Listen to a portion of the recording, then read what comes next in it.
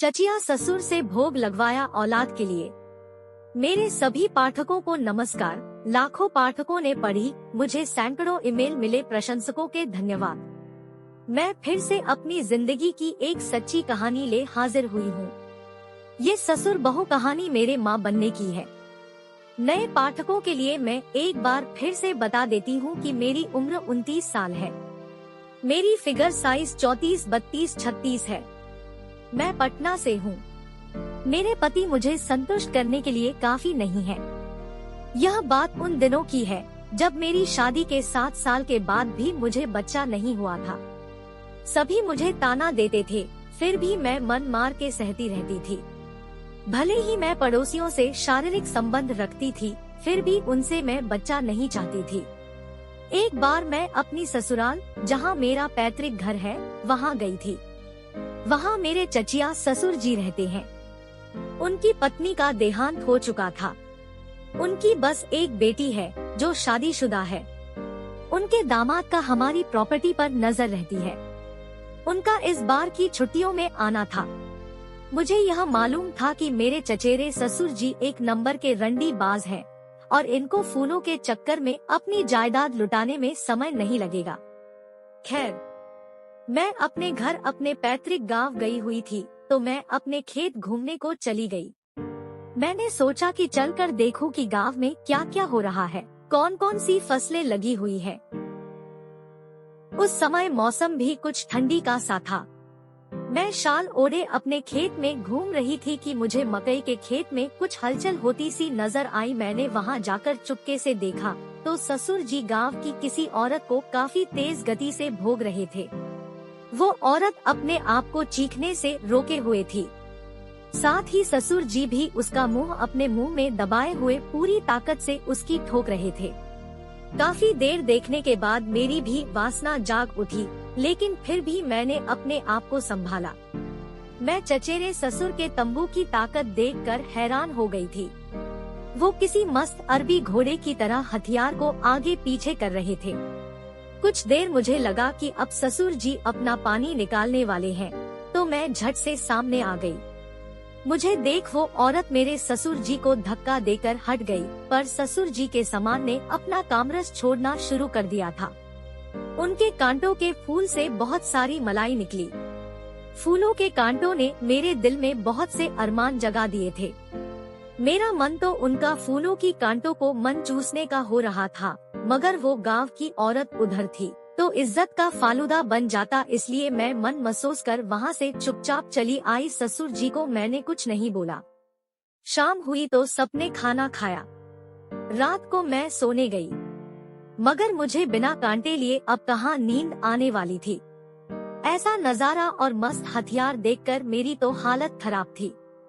ना जाने क्यों कुछ ही देर में मेरी अंगूर बिना उंगली किए खुद ही इतना पानी छोड़ने लगी कि मेरी हालत खराब होने लगी।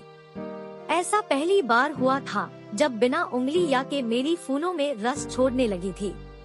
अगले दिन मैं अपने घर वापस चली आई। अब मैं अपनी गमले में बस ससुर जी से लेना चाह रही थी। शायद भगवान को भी यह भी मंजूर था। इस दिन के लिए मुझे ज्यादा इंतजार भी नहीं करना पड़ा। एक हफ्ते बाद चचेरे ससुर जी हमारे घर आए। वैसे तो वह हमेशा आते जाते रहते थे, पर उस तरफ से कभी ख्याल नहीं आया।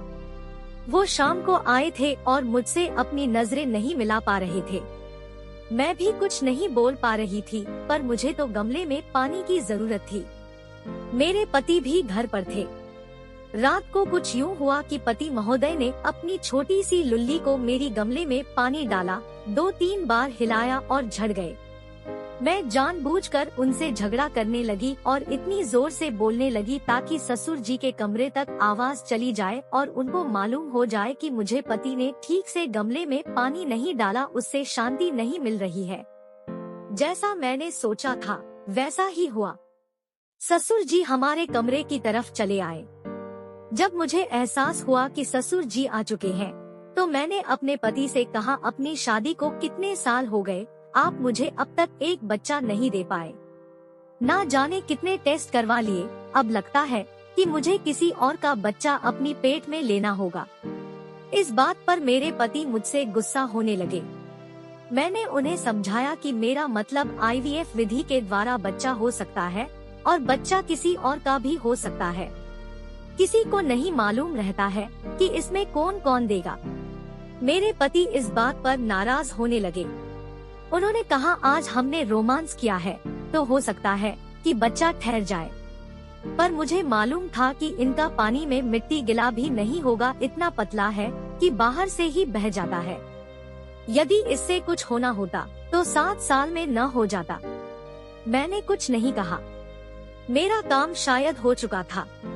मेरे चचेरे ससुर ने मेरी समस्या सुन ली थी। सुबह पति 4 दिन के लिए अपने काम से दूसरे शहर निकल गए। ससुर जी घर पर ही थे। उसी वक्त मैंने अपनी एक सहेली को फोन किया। मेरे ससुर जी तब हॉल में बैठे हुए थे। मैं सीढ़ियों से उतरते हुए फोन पर ये बोलते हुए उतरी, देखो मुझे कोई भी दिलवाओ लेकिन मेरे पेट में बच्चा होना चाहिए। यह सुन ससुर जी मेरी तरफ देखने लगे। मैंने झट से फोन कट कर दिया। ससुर जी, बेहया औरत, ये सब क्या है? मैं भी गुस्से से बोली, पता नहीं किस खानदान में मेरी शादी हो गई। पति निकम्मा निकला। ये सब बातें असलियत में हुई हैं, जो भी मैं लिख रही हूँ। मेरी इस बात पर मेरे ससुर जी गुस्सा हो गए। वे बोले, किस खानदान में से तेरा क्या मतलब है? मैं बोली, वही मतलब है जो आप समझ रहे हैं।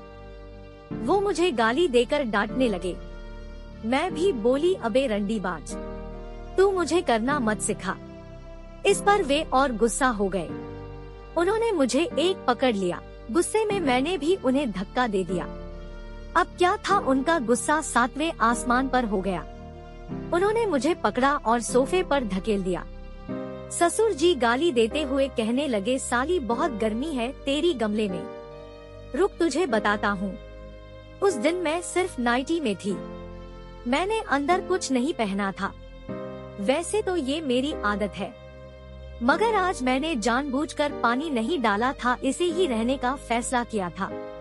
सोफे पर गिरने के कारण मेरी नाइटी उठ गई, मेरी टांगें खुल गई और कली दिखने लगी। मैंने ऐसी अवस्था में अपनी अंगूर और भी ज्यादा फैला दी और उनको मेरी अंगूर दिखने लगी। इससे उन्हें और आसानी हुई। उन्होंने मेरी नाइटी ऊपर कर दोनों हाथ पकड़ अपना कांटो धोती से निकाला और मेरे गमले में एक झटके में ही पेल दिया। ससुर का गमले में क्या घुसा, मेरी तो आंखें ही पूरी खुल गई। मैं जोर से चिल्ला दी, मगर वो बिना रहम किए मेरी गमले में पानी डालने लगे। मैं थोड़ी देर चिल्लाती रही, तब तक कराहती रही, जब तक मेरी ससुर जी का 9 इंच लंबा कांटा लेने लायक नहीं हो गई। उसके बाद मैं खुद कमर उठाकर अपने ससुर के पानी से डलवाने लगी। मेरे मुंह से मादक सिसकारियां निकलने लगी। आहा, हाय, यहाँ। ससुर ने भी मुझे मजा लेते हुए देखा तो और भी जोर से गालियां देते हुए मेरी गमले का कीमा बनाने में लग गए। प्यार से मेरे मुंह से भी आवाजें आने लगी, आह, डालो पानी और डालो, मेरा निकलने वाला है। ये सुनकर वो अचानक रुक गए और मुझे देखने लगे। मैंने उनसे साफ कह दिया, आप अंदर ही निकल जाओ। मैं खुद यही चाहती थी, आप में गमले में खूब पानी डालो, क्योंकि आपके सामान देखकर मैं आपकी दीवानी हो गई थी। ससुर ने बाहर खींचा और मुझे गोद में लेकर चूमने लगे। ससुर, अभी इतनी जल्दी अमृत नहीं निकलने वाला है। मैंने भी कहा, अब और डालना ही है तो आराम से कमरे में चल कर डालिए।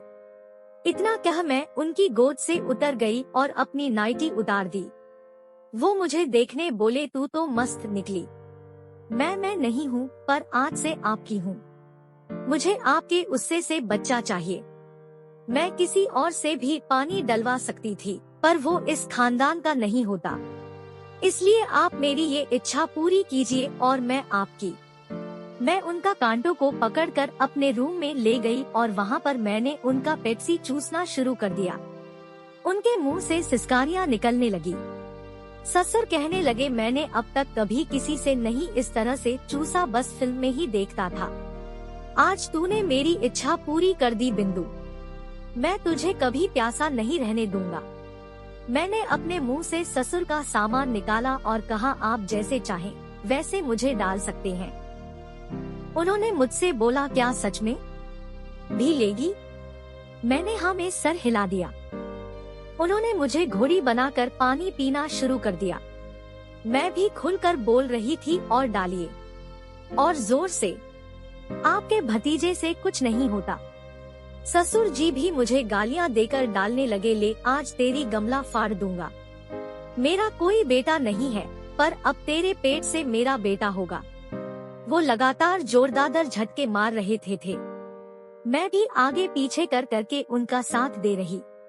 मैंने अपना सर नीचे कर दिया, जिससे मेरी ऊपर को उठ गई। मैं जानबूझ छेद को खोल और बंद कर रही थी ताकि उनका ध्यान मेरी गमले के छेद पर भी पड़ जाए और वो भी पानी डाल दे। ससुर जी मुझे गमले में पानी डालते हुए बोले, तेरी तो बहुत फूलों से कली प्यारी है, अब मैं इसमें पानी डालकर ही छोड़ूंगा। मैं आज से सिर्फ आपकी हूँ, आपको जिस भी छेद में पानी डालना हो डाल दीजिए, लेकिन पहले मुझे माँ बना दीजिए। बस अब क्या था। ससुर जी की तेजस एक्सप्रेस मेरी और गमले में धकाधक दौड़ती रही। इसी तरह 25 मिनट डालने के बाद जोरदार झटके से ससुर जी ने अपना सारा पानी मेरी गमले में छोड़ दिया। उनका पानी बहुत गाढ़ा था। हम दोनों बिस्तर पर लेट गए। उनकी इसके दौरान मैं 3 बार झड़ चुकी थी। मैं उनका हाथ में लेकर सहलाने लगी, जिससे 5 मिनट में फिर से खड़ा हो गया। अब उन्होंने कहा, अब तेरी मारूंगा। मैंने कहा, मार लो राजा। उन्होंने मुझे उल्टा लेटाया तो मैंने दोनों हाथों से अपनी फैला दी। उन्होंने गमले छेद में थूक डाला अच्छे से उंगली की। ससुर ने कहा, मैंने फिल्मों में लड़की को गमले पर बैठकर करते देखा है, क्या वैसा हो सकता है? मैं मुस्कुरा दी और उन्हें बेड पर लिटाकर कांटों को अपने थूक से पूरा गीला कर दिया। फिर अपनी गमले के छेद में सेट करके धीरे धीरे ऊपर नीचे होने लगी। कोई 20 मिनट के बाद उन्होंने अपना निकाल कर मेरी फूलों में पेल दिया और हुंकार भरते हुए सारा फूलों का रस गमले में छोड़ दिया। मेरे ससुर जी हमारे यहाँ 4 दिन रहे और हम दोनों सिर्फ गमले में पानी डालने में ही लगे रहे। हम दोनों ने घर में रहते हुए एक भी कपड़ा नहीं पहना। मुझे भोंककर मेरे ससुर अपने गांव चले गए और कह गए कि मुझे फोन करना। 1 महीने बाद मैंने उन्हें फोन करके बताया कि मैं माँ बनने वाली हूँ। वो काफी खुश हुए और घर आकर मेरी गमले में पानी डाली। 9 महीने बाद ससुर के कांटों से मेरी काली से फूलों का जन्म हुआ। मैं और मेरे पति दोनों खुश थे। पति को लड़का होने की उम्मीद थी। मैंने कहा, अब की बार लड़का हो जाएगा। उनके जाते ही ससुर जी ने मुझे चूम लिया और खुश हो गए। मैंने ससुर जी से कहा, अभी एक हुई है, दूसरी बार में फिर से कोशिश करेंगे। उन्होंने अपनी आधी जायदाद मेरे नाम कर दी, जो मैं भी चाहती थी। आज भी मैं ससुर जी से मिलती हूँ। ये मेरी असली कहानी है। अगली बार कैसे मैं अपने ससुर और उनके दोस्त के साथ कनेक्ट हुई ये बताऊंगी। आपको यह ससुर बहू सुपरहिट कहानी कैसे लगी, मुझे बताएं। धन्यवाद।